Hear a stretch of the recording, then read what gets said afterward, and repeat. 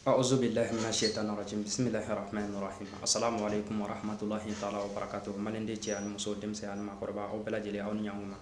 توزرو او بالما كن او دوكن او دنگه مون نيا ساتولا كافول كافي او بلا جلي o kotam ne ko ko malima o ak ngera fama mundo nyina ko famate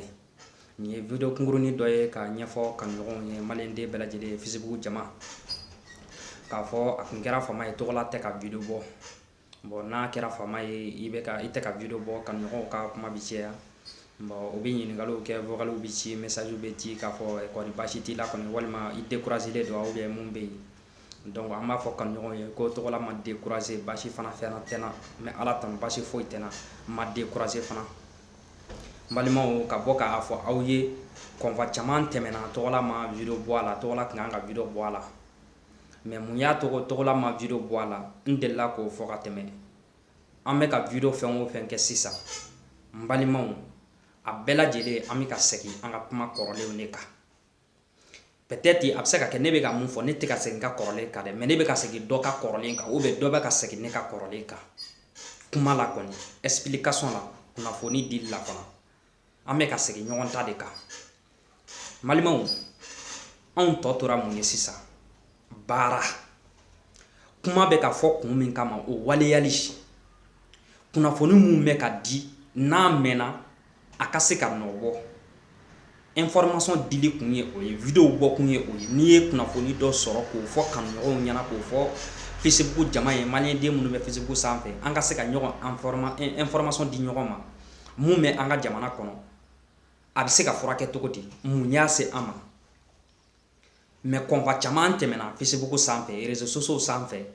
ne tɔgɔla ma bɔ ka kuma a la i n'a fɔ pedeko kɛlɛ wulila tɔgɔla ma video bɔ a la o ye fasoko ye ma kuma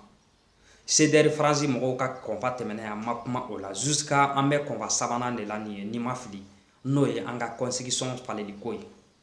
mɔgɔ caman ye video bɔ a la minnu yɛrɛ tun tɛ video kɔ ka kɔrɔ bɛɛ ye video bɔ kɔrɔlenw fana ye video bɔ an bɛ bɛɛ lajɛlen fo ka tila k'a yira kanuɲɔgɔnw la fana mun de y'a to tɔgɔla ma bɔ ka kuma n seginna o de kan sisan n ko parce que an bɛ ka segin kɔrɔlenw de kan kuma kɔrɔw de kan n ko baara tɔ ye mun ye sisan an ye ka minnu fɔ an bɛ ka minnu fɔ olu waleyali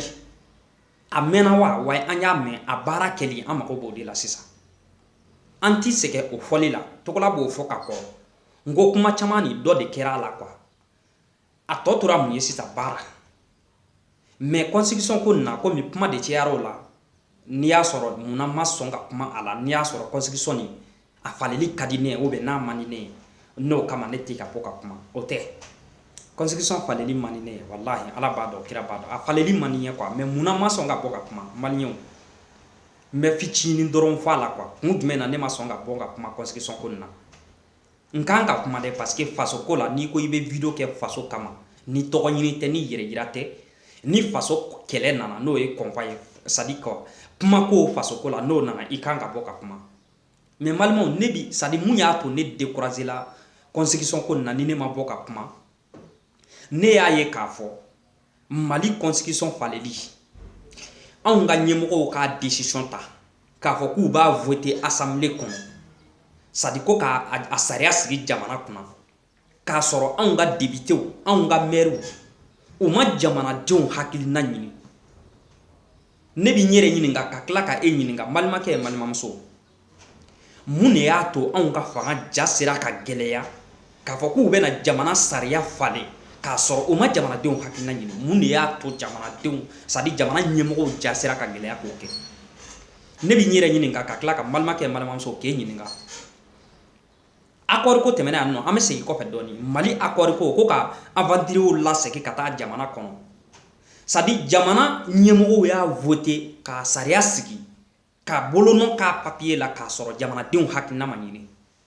c'est la même chose ni constitution falen ko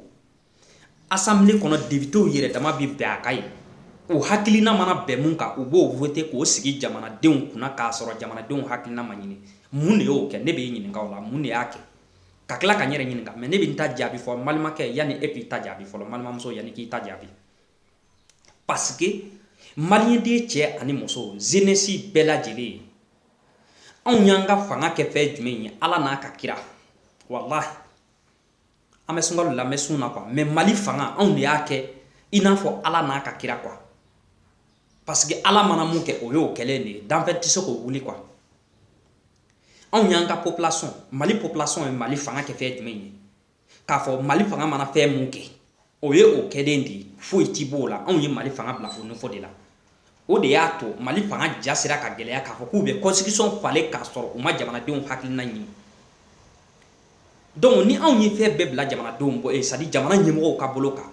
jeunesse sigilen de don kuma caman ni bani faneni ni c'est à dire dɔrɔku ta ni ambiance fu de la ten i b'a fɔ ko c'est à dire quoi ko problème tɛ jamana kɔnɔ quoi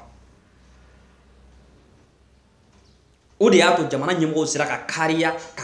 k'u ja gɛlɛya ka jamana constitution k'u b'a falen k'a sɔrɔ u ma jamanadenw hakilina ɲini parce que u y'a ye k'a fɔ u b'a falen foyi ti bɔ a la tatimɛnɛ sisi tɛ bɔ o de y'a to u y'a fɔ k'u bɛna voter k'a sariya sigi an kunna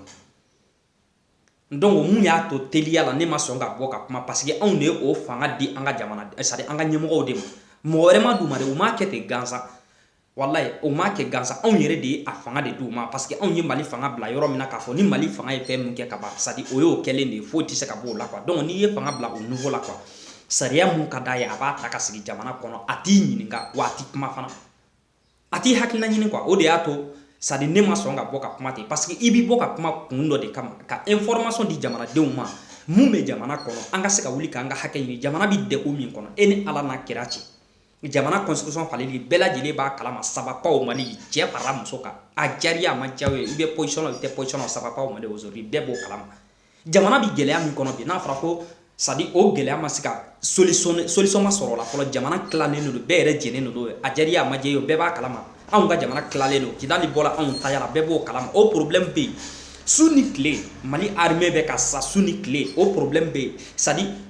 solution ma ɲini o si la fɔlɔ dɛ problème yɛrɛ ye min ye solution ma ɲini o si la fɔlɔ dɛ mun yɛrɛ tɛ jamana yɛrɛ nafa jamana ka foyi t'a la ni halaki ni balaw tɛ dɛ anw ka ɲɛmɔgɔw de b'o sariya ta k'o sigi an kunna parce que anw de y'o fanga d'u ma ko foyi ti bɔ a la fana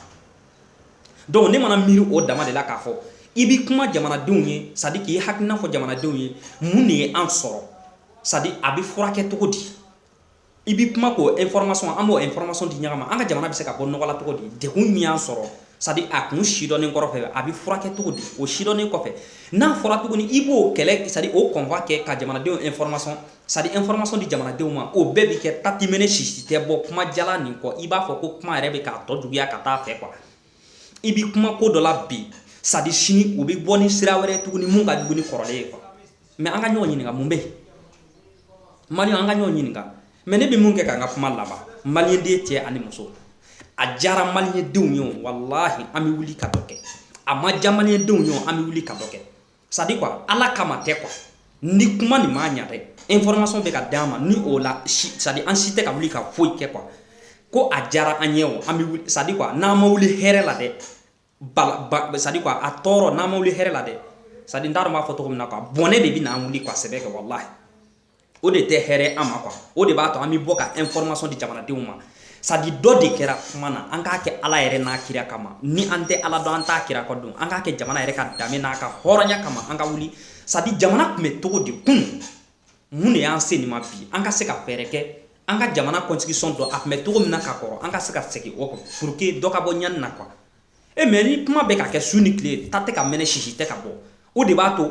c'est à dire waati la an bɛ fama video kɛ ma quoi sinon an ma décourager quoi mais kuma kun de ye fɛn dɔ de ye quoi ni kuma bɛ ka kɛ ni nɔ tɛ ka bɔ quoi o de b'a to la an bɛ fama waati dɔ la sinon an tɛ décourager quoi an bɛ fama waati dɔ la parce que kuma kun ye c'est à dire baara dɔ ye quoi ni o baara tɛ ka se ka kɛ n'i ko an ka bɔ Maliyɛn ko ale t'i bɔ